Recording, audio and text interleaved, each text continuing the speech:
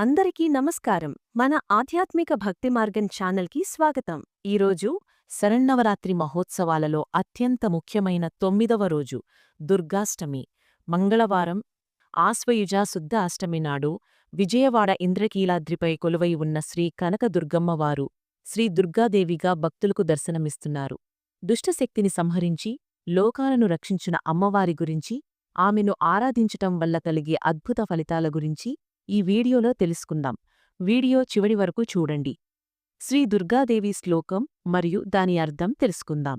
శ్లోకం: సర్వస్వరూపే సర్వేశే సర్వశక్తి సమన్వితే భయభ్యస్త్రాహినో దేవి దుర్గేదేవి నమోంస్తుతే.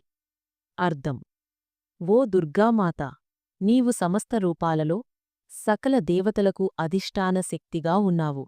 సర్వశక్తులతో నిండి ఉన్నావు. మమ్ములను భయాల నుండి రక్షించు. ఓ దుర్గామాత, నీకు నా నమస్కారాలు.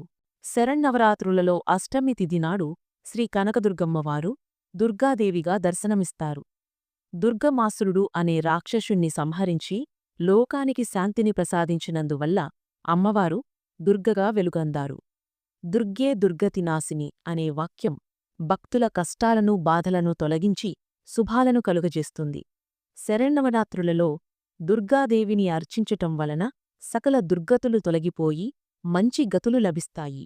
సమస్త దేవతా స్వరూపిణి, విశ్వపూజిత అయిన శ్రీ దుర్గమ్మవారి దర్శనం సకల శ్రేయస్సులను ప్రసాదిస్తుంది. స్త్రీశక్తికి ప్రతీక దుర్గాదేవి.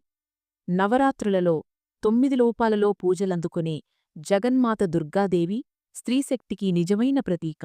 ఆమెను స్మరించుకున్నంత మాత్రానే భక్తుల కష్టాలు భయాలు దూరమవుతాయి. దుర్గమ్మను ఏ రూపంలో ఆరాధించినా ఆ పూజలన్నీ ఈ తల్లికే చెందుతాయి.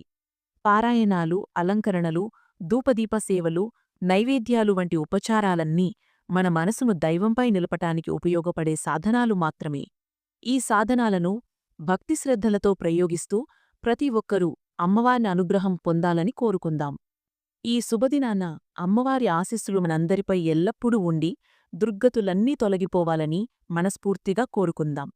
ఈ వీడియో మీకు నచ్చినట్లయితే తప్పకుండా లైక్ చేసి మీ స్నేహితులతో షేర్ చేయండి. అలాగే మరిన్ని ఆధ్యాత్మిక విశేషాల కోసం మా ఛానల్ని తప్పకుండా సబ్స్క్రైబ్ చేసుకోండి. ఓం దుమ్ దుర్గాయే నమః. ధన్యవాదాలు.